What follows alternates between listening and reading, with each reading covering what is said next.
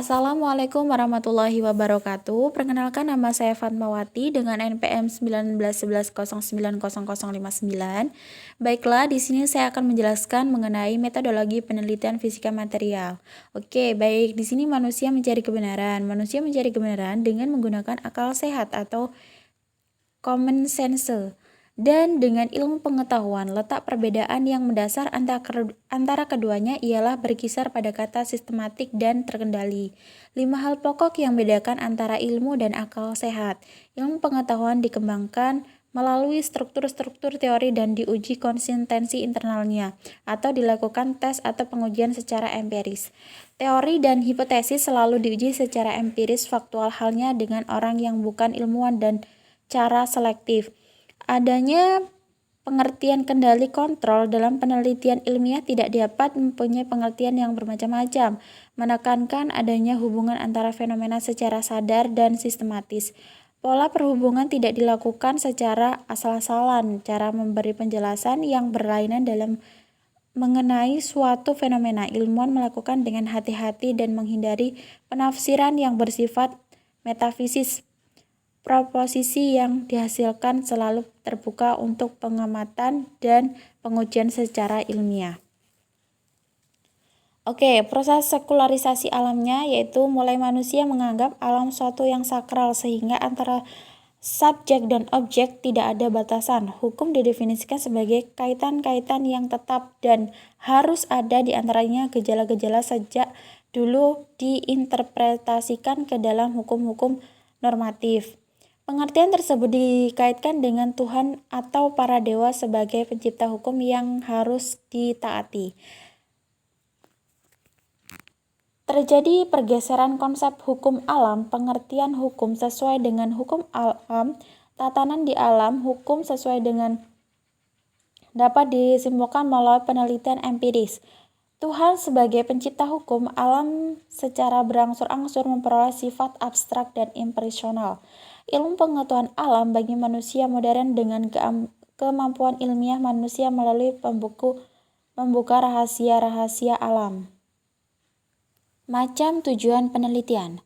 Yang pertama yaitu eksplorisasi atau exploration, berkaitan dengan upaya untuk membentuk apakah suatu fenomena ada atau tidak. Deskripsi atau description berkaitan dengan pengajian fenomena secara lebih rinci atau membedakan dengan fenomena yang lain. Prediksi atau prediction berupa mengidentifikasi hubungan keterkaitan yang memungkinkan kita bereksplorasi atau menghitung tentang sesuatu hal dengan mengetahui berdasar hal yang lain. Eksplanasi atau explanation mengkaji hubungan sebab akibat di antara fenomena atau lebih. Aksi action dapat meneruskan salah satu tujuan di atas dengan penetapan persyaratan untuk menemukan solusi dengan bertindak sesuatu.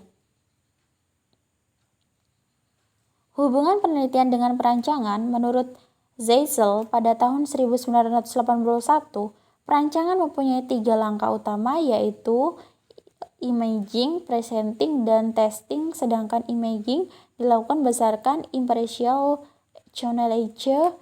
Perencanaan pengembangan selain menggunakan pengetahuan dari hasanah, ilmu pengetahuan juga mempertimbangkan hal-hal lain seperti estetika, perhitungan ekonomis, dan kadang pertimbangan politis dan lainnya.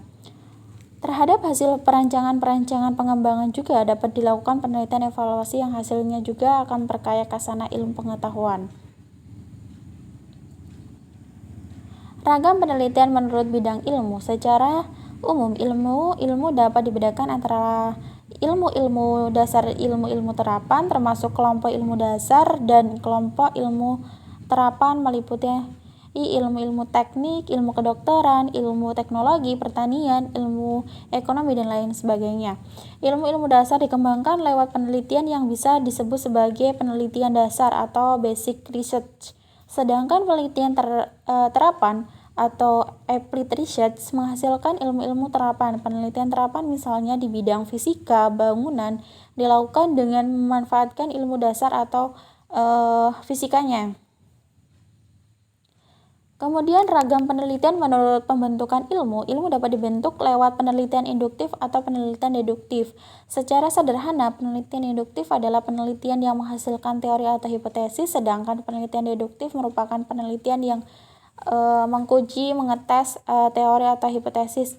Bechley, DKK 1976 di halaman 21. Ragam penelitian menurut pembentuk data atau kuantitatif atau kualitatif.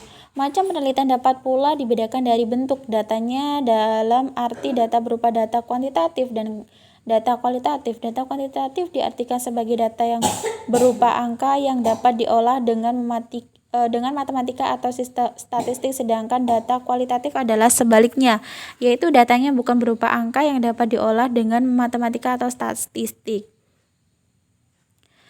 Itu saja yang dapat saya sampaikan, kurang dan lebihnya saya mohon maaf. Saya akhiri, wabillahi taufiq wal hidayah. Wassalamualaikum warahmatullahi wabarakatuh.